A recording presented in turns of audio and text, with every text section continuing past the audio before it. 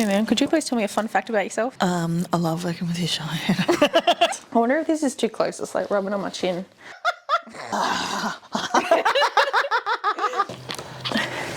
Okay.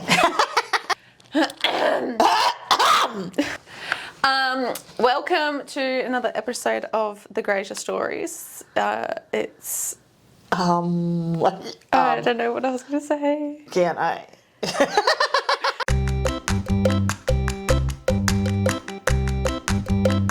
Good evening, morning, afternoon. Welcome to another episode of the Grazier Stories. I've got no idea what I'm doing, but this is Kimberly and I am Cheyenne, and we're going to talk to you today about books. Hello, everyone. How you going? So, for some of you that don't know, the Grazier stocks books, believe it or not. A fabulous range of books. Really, really cool stuff, actually. Like, very unexpected. Yeah. We mainly try to sit around books that are... My words are failing me. Oh my God. I'm just... Anyway, I'll try and work this out. So we mainly sit around books that are locally made, produced. Or have a local link. A local link to Hay. So what we've got here is...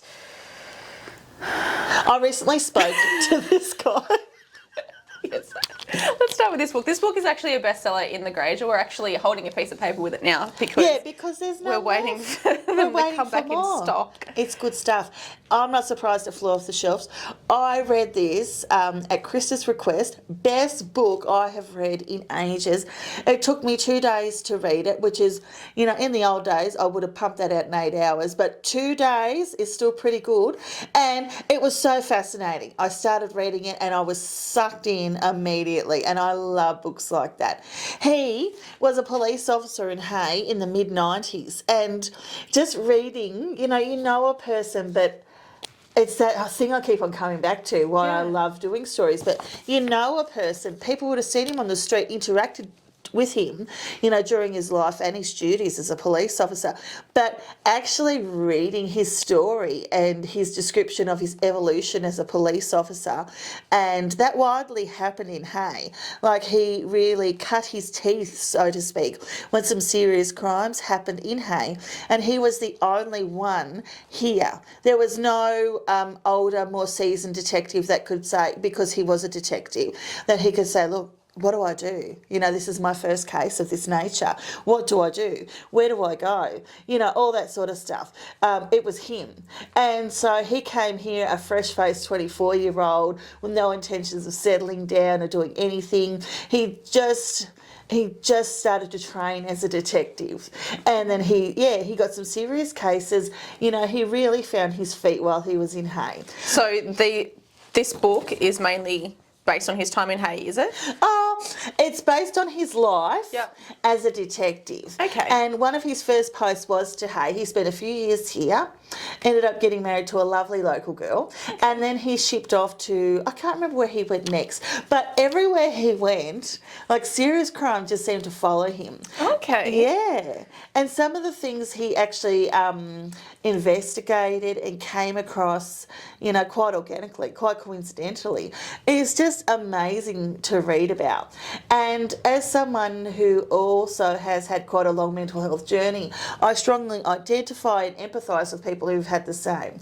And so it really highlights his mental health journey and how these really significant things he has seen and investigated has affected his mental health, and how he come back through, you know, and dealt with that, and even practical strategies that he used to deal with that quite significant trauma that he sort of experienced. And you know, blokes, they're like, oh, you know, let's just shove this down and deal with the next thing. Under the rug it goes. Yeah, exactly. Yeah, so it's quite fascinating. I've got friends that are cops, and I could never fathom how they see what they see, and then they've just got to basically brush it off and on to the next thing. Absolutely. Honestly, don't they?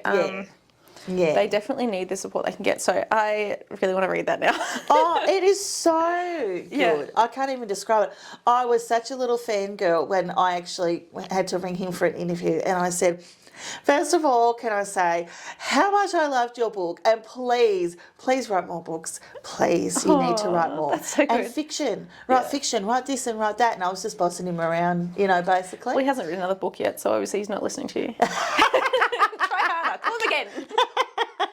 No, that's good. What is the other one you've got there? So this is another wonderful one, and she was one of the first people that I interviewed in my job. Her name is Linda Goldspink, and many locals would know her. She grew up in Hay. Yep. Okay. That is a gorgeous cover. It is really lovely. If there's one thing about me, I will judge a book by its cover.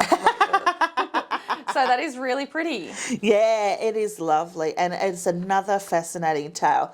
This lovely lady is so inspiring. Her strength, her grace, and her mindset just really floor you. Okay. And to speak to her, I remember speaking to her, and I got off the phone totally inspired and just felt like I could.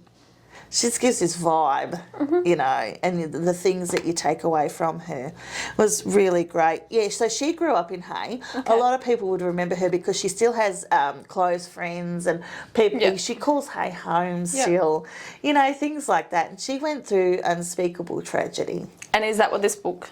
Yeah, is her life story? Yeah, it's called Crawling Through the Darkness, and it says a mother's true story of hope, light, and life after grief and loss. Oh, wow. That sounds sad already. Yeah, so her daughter passed away in a tragic accident. Yeah. Yeah, and that was it was at least a decade ago now. Yeah. And just as a mother, just thinking about how would you even cope? How would you survive? This lady is so strong, and it speaks of her journey through one of the worst things you'd have to go through as a human being, in my opinion. Yeah. But she has survived that, and she has worked through that. Makes a strong person, doesn't it? Yeah, so very inspirational. Yeah. And is that the other one that Krista just said that we're getting in stock soon? Yeah, we will have this in stock as soon, which will be really, really great. Yeah. That's good. Yeah, it's absolutely I buy amazing. any book if somebody comes in here and says, this one was great. There's something about me, I'm like, I'm going to buy all 3 of those. Yeah. So I've got a full collection of books at home that people have, like all of the Chris Hammer books that we've had in lately. Yes. Someone came in and said, oh, this book, and we got... How many books has Chris got? Scotty must have at least 5, if not more. 5 or 6, I would say. Yeah, and a couple of non-fictions. Yeah, so we've got a couple of his books in stock at the moment, and someone said, oh, these books are great. Yeah. And I bought 3 of them. I was like, okay, no worries. I still haven't read all of them yet. Yeah, I bought 2 and I haven't read either. But, I will be. But, it's because someone can say to me, oh, this book's fantastic, and I'm going to buy it. Yeah. And then it's going to sit there and look at me and be like, why haven't you read me? The collection of books I have at home that I've read compared to what I haven't read. Yeah. It's a bit embarrassing, really. But anyway. Well, the best recommendation you can get is word of mouth. Exactly right. I mean, if we're going to sell books, we need to read them, don't we? Yeah. So this one's been really popular. Yes, it has actually flies sold off the out. shelves, doesn't it? Yeah, it really has. Yep. Yeah, when we people first found out we had stocked these, they were ringing up constantly, like please send me this book, please send me this book. Yeah, it's called The Riverina, and it's by Robert Ronald, and it's a local family, and so it was first published in 1960, and so they were originally published in the Pastoral Review in the 1930s. So he had a really first-hand knowledge of all of the properties around town. So through the district even. Yeah, so it is actually quite an interesting account of the history of these properties around the district of the Southwest Riverina. And I love a good hardback. Yeah, I really do. I love a good hardback. I'm trying to hold myself back, but I really like the look of that book too. Yeah. It is a fancy book. It is a really good hardback. Yeah. And so what the family did, they actually brought that into the Grazier. I think it was in the late 90s, early 2000s, and said, look, our family member has this amazing history, and can you please help us find out how to print this? Yeah. And so we this are. is the Second second print. printing. Yeah. It is a really popular book. I have had people come in a couple times before, usually when I'm here by myself, or Yep. call up about it, and everybody wants it. And I'll walk around the bookshop and think, last time I cleaned in here, I swear there was a pile of them. Yeah. And can never ever find them on the shelves. So Yes. it does, it flies off. Was this the last one there, did you say? No, there is a couple couple more, there. but yeah, no, we keep on getting it in and it keeps on Yep. flying away. Yes, Yep. exactly. Yeah, but you know, there's nothing like having history in print, and if wonderful people like that didn't put pen to paper and record the history of these properties or accounts and happenings of the district and how things came to be, we wouldn't have it. Yep. So, you know, it's a really valuable piece of history. And it is really fascinating. We have a lot of people that often come in here and tell us stories about the properties and the people that have lived Yes. around Hay. And there's so many stories. You probably wouldn't be able to fit them into a book, but there are so many stories around. Yes. Chris's knowledge himself. Oh, absolutely. Chris is our artist. He works within our office as well. And he's our proofreader as well. Our beloved proofreader. Yes, we love Chris. But he has so much knowledge in his brain. I don't know how, but yeah, so many times we could ask him any question. Yes, and not only will he answer, but he answers in a really fascinating way that I really actually love to listen to. The amount of people that have come in here and said, where was this picture taken or where was this painting done? And he'll just talk someone's ear off with all of this knowledge, and I can't even absorb it, let alone tell it myself. But we're so lucky to have him here because he will be able to. Absolutely, yes. So many of the pictures that are and around humble here. as well. I really like that about him too. Pretty humble. Keeps dude. to himself, doesn't he? Yeah. No, he's great. Yes, that is a good book, and it is very often not in stock, so Oh, I'm sure you can buy it absolutely. if you're thinking about it. Me trying to sell something. And these are really actually very cool. And me as I don't even consider myself a writer as such. But, you know, Krista said something to me recently that was very cool. And she said, well, what do you do for a living? And I said, I write words. And she goes, you get paid for that, don't you? You're a writer. And I'm like, oh, yeah, okay. It's about time you write a book, thank you. Yeah. Well, this would be my dream, to have my name on a book one day. And I think it is very cool. And not only that, she has a magnificent way with words. And the reviews that come back in and say, I really want to know what happens to Fairy, or I really want to know what happens to this. Fairy. Yeah. So this is Krista, our manager, wrote these two books. She also has another one coming, and she's got a children's book out there as well. Yes. We should have brought that one in here. Yeah. The Clothesline is the first book of this series. Lone Wolf is the second. Clothesline actually just came out, I think, as COVID was happening. Yeah. So Clothesline is mainly about a giant pandemic that was killing people off. And it is the most beautiful story. Lone Wolf is more of the love story side of it. I think. I haven't read this one yet. Jeez. I bought this book right as I was about to have my second child. And I was like, I'm not reading it yet while I'm in labour. I'm going to read it. I'm going to read it while I'm in labour. And then my labour was shocking. So I was like, didn't read it. Didn't read it in postpartum either. So it's still sitting in my house. I will read it one day. Sorry, Mum. Do not watch this, Krista. Although she's the one that uploads to our YouTube. So shh. Didn't hear this. No, but the reviews are coming in thick and They're fast. so good. Yeah, really, really good. I think I read The Clothesline within a day. They're not very big books, so you can read them pretty quickly, but they are so fascinating. Yeah. And I don't know about you, but it's so it's a little bit strange reading words that have come from my mother's mind. Oh, Like strange in a good way, I guess, Yeah, because it's that's nice to cool. see how her brain works. Yeah, but it's written in the first person, which I always find really difficult to write in. Yeah. But it just works so well. It flows really, really well.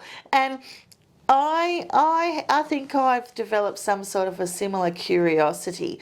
Krista said that, you know, she really likes to investigate, like, the way that people's minds work. Like, you know, like what would happen. Like, you know, like you see in the news that there was an event or a happening or somebody did something, and all we see is that ending.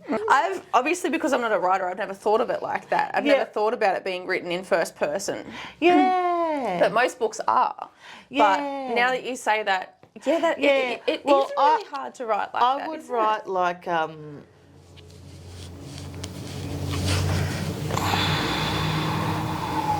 he has done this for months, excavating wide trenches that ripped apart the swathes of green grass like wounds. I love that. Yeah. I love that poetic description. He did this for months. Like, you know, like I would flop in and out of first person if I tried to write like that. Like, I think it's really cool. Yeah. I think it's really cool that it works so well. Just as I'm reading some of these books, I see how writers can get into a bit of a writing slump. Yeah. Because, I mean, like, there would be there's times when I'm writing things for work and I'm sitting there looking at my keyboard going, what's that fancy word for appetite? You know, like something like that. And, you know, I would honestly sit there and just look at my screen forever and be like, that word's not coming to me. But you know what? Actually, a really good thing my English teacher said, and sometimes I can and sometimes I can't, because nowadays I'd be like, watermelon, I will forget that's there. You know, but like she would say when we were writing things, she'd go, don't sit there. Don't sit there and think about that word, because you will become fixated on that word. You'll become frustrated that you can't articulate what you want to say. So write watermelon there and move on. Okay. You know, and later on when you come back, you'll go, oh, watermelon, and you'll have a fresh mind and you'll put it together. Yeah. You'll figure out what you wanted to say. Oh, there you go. Yeah. Yes. Well, I was actually reading, Krista sent us we're quite critical, I guess, when we speak about some people's books, sometimes in our office. So Krista said to us the other day, you know, this new book that I'm writing, I'm a bit, you know, don't know about it. I'm going to send it to you guys. So she did. She sent it to us last night, and I was reading a couple of the pages, and everything is just written in such detail. Yeah. Like, it was blowing my mind that I was like, my mother wrote this book. This thing that I'm reading, and it's strange because it's so funny too, because I know the people that she's talking about, like fairy. I could pick the person that she was describing straight away, and you know how you build your own little characters in your mind as you're reading.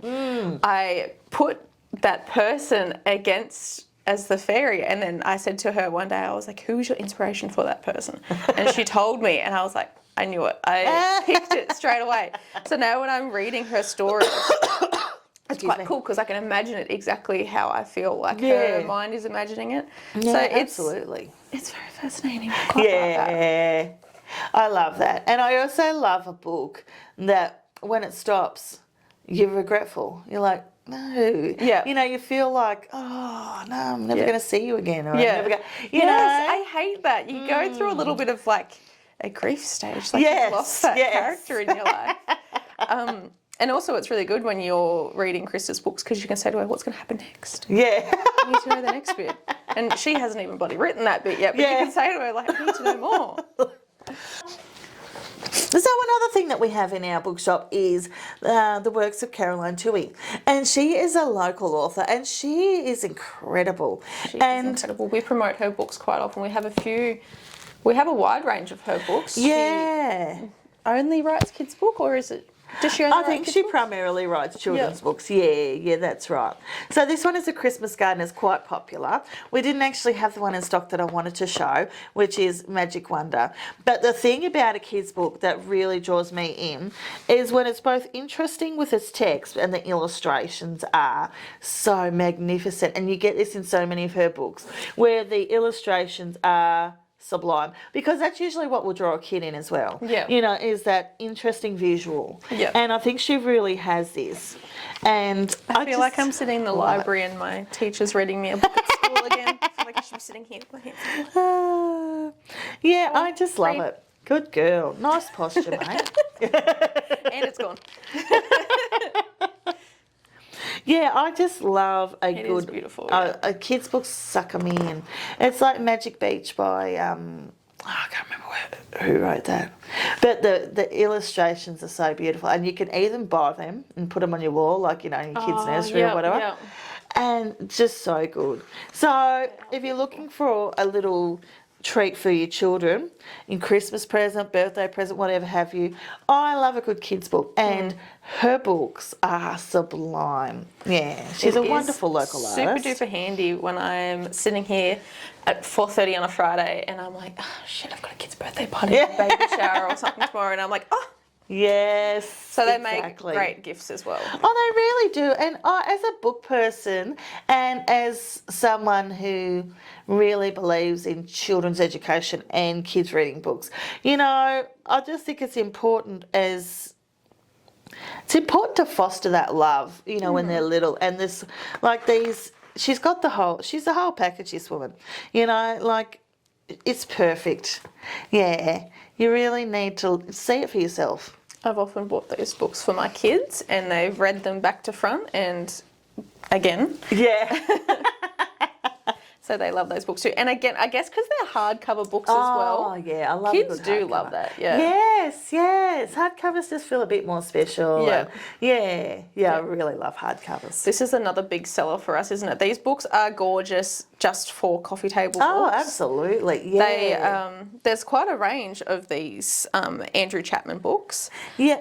We have a few of them here, but they're always presented so nicely. And if I probably didn't have kids, I would be the type of person that would have coffee table books as well. But I'm not that person that have pages ripped out of them within seconds. But these are such gorgeous books. These Andrew Chapman books they do quite often feature, hey people, there's hey people right there. Yeah.